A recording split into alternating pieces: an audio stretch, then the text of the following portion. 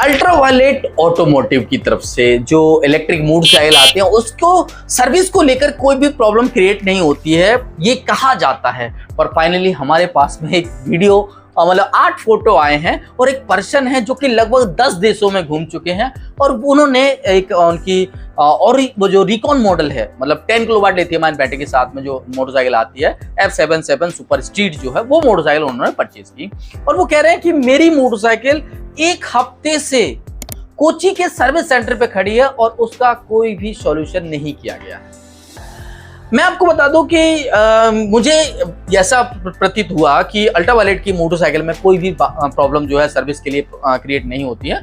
छोटी मोटी जो सर्विस है वो तो होती रहती है, पर लेकिन यहाँ पर जो पर्सन है उन्होंने कहा कि भाई मैंने मतलब जो पर्सन है मैं आपको बता दूं, उनका नाम जो है वो है साबिन कुछ नाम से है, साबिन नाम से कुछ उनका नाम देखने को मिल जाता है, जो कि यहाँ पर आप देख सकते हैं। अब उन्होंने उन्होंने कहा कि मैंने 10-15 ईमेल कर दिए और वो प्रॉपर सॉल्यूशन नहीं कर पाए, अभी तक नहीं कर पाए। अब मैं तंग आ गया हूं, तो उन्होंने जो है उस स्क्रीनशॉट को अपने इंस्टाग्राम हैंडल पे डाला और इसको वो स्पॉन्सर कर रहे हैं गाइस। स्पॉन्सर करके वो जो लोगों तक पहुंचा रहे हैं कि अल्ट्रावायलेट की जो सर्विस है वो बेकार है, ऐसा बता रहे हैं।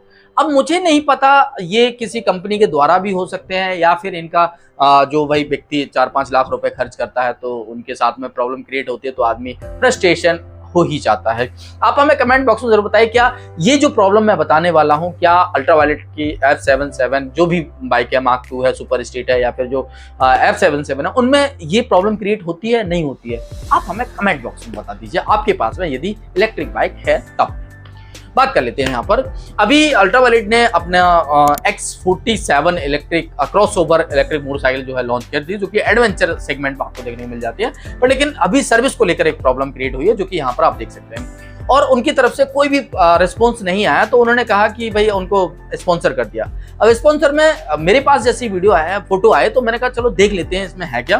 तो उन्होंने प्रॉपर बताया और 8 फोटो जारी किए और 8 फोटो में उन्होंने एक पूरा बड़ा लंबा आर्टिकल छाप रखा है गाइस। अब बहुत लंबा आर्टिकल है, यहाँ पर आप देख सकते हैं, ये जो आर्टिकल आपको देखने को मिल जाता है। और वो कह रहे हैं कि भाई मैंने 10 ईमेल कर दिया और 10 ईमेल के बाद में कोई मतलब प्रॉपर कोई सॉल्यूशन नहीं निकला है और मेरी इलेक्ट्रिक मोटरसाइकिल 1 वीक से कोची के सर्विस सेंटर पे खड़ी हुई है, मतलब यूबी स्टेशन पे खड़ी हुई है, वहीं पर सर्विस सेंटर होता है उनका, तो वहां पर खड़ी हुई है और अभी तक मेरी इलेक्ट्रिक मोटरसाइकिल का जो प्रॉपर जो प्रॉब्लम है उसका सॉल्यूशन नहीं किया गया है।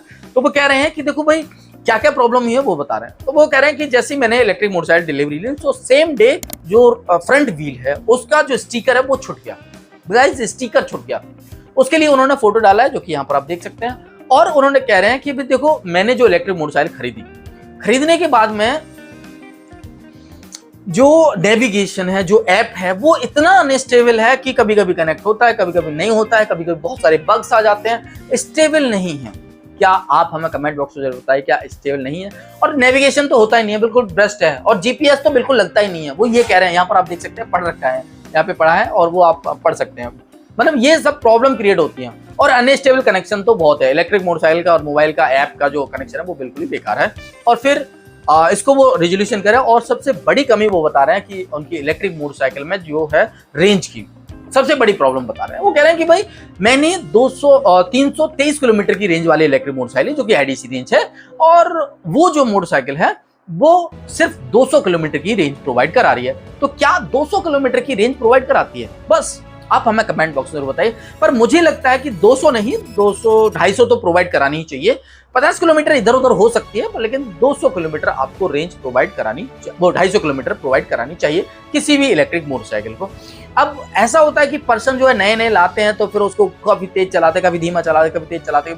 जब वो थोड़ा लिमिटेशन बन जाती है तो फिर इलेक्ट्रिक मोटरसाइकिल की रेंज जो है या स्कूटर है वो उसकी बढ़ जाती है। क्योंकि मेरे पास में भी ओला का S1 Pro Gen 2 है, तो उसमें भी ये मुझे लगा कि रेंज कम दे रहा है, पर लेकिन जैसे ही मैं उसको चलाता गया समय के अनुसार जब स्टेबल हो चुका, मतलब तेज नहीं भगाना, आराम से चलाना, तो फिर कोई प्रॉब्लम क्रिएट नहीं हुई। तो गाइस ये प्रॉब्लम क्रिएट हो रही है। और वो कह रहे हैं कि देखो आपकी जो टेल है वो बिल्कुल बेकार है, यानी कि बारिश के समय में जैसे हल्की भी रेन होती है तो मिट्टी चिपचिपी हो जाती है, तो वो टायर के साथ में ऊपर के लिए आती है, तो प्लेन को भी गंदा करती है और राइडर को भी गंदा करती है।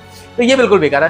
तो यार मैं आपको बता दूं, इस चीज में मैं अल्ट्रावायलेट को जो है क्रिटिसाइज नहीं करूंगा, क्योंकि जो अल्ट्रावायलेट की मूड चाइल है वो स्पोर्ट्स सेगमेंट में है। स्पोर्ट्स सेगमेंट में जो टेल होती है वो इसी प्रकार से होती है। तो गाइज आप हमें कमेंट बॉक्स में जरूर बताइए क्या ये इनका जो प्रॉब्लम क्रिएशन है या जो एलिगेशन है वो इन्होंने लगाया अल्ट्रावायलेट ऐप से ऑटोमोटिव पर, तो यह क्या सही है या गलत है, आप हमें कमेंट बॉक्स में जरूर बताइए। तब तक के लिए